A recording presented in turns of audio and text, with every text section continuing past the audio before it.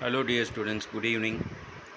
இன்றைக்கி நம்மளோட ப்ரெடிக்ஷன் வந்து அக்யூரேட்டாக இருந்துச்சு and it went within very few minutes.